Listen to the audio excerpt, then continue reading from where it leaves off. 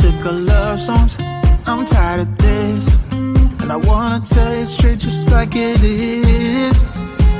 You're watching me like you want me, but you're still holding back, still holding back. Honestly, you're annoying me with the way that you keep playing. Show me your love like it is, like it is, and open my heart like you're fearless. Steal all the gold you can get, you can get. Show me your love, leave me breathless, breathless.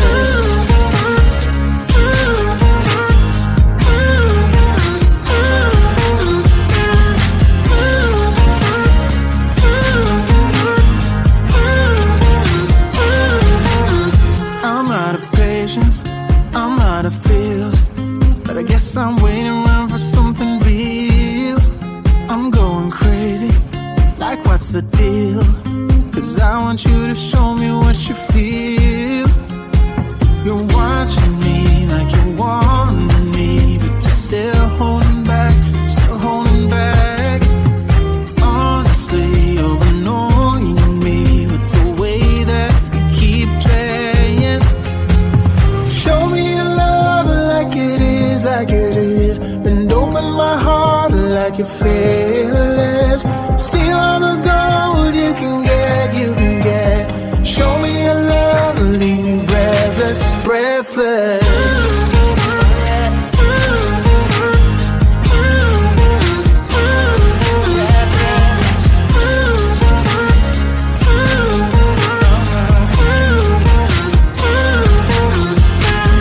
Show me your love like it is, like it is, and open my heart like you're fearless. Steal all the gold you can get, you can get. Show me your love, leave me breathless, breathless.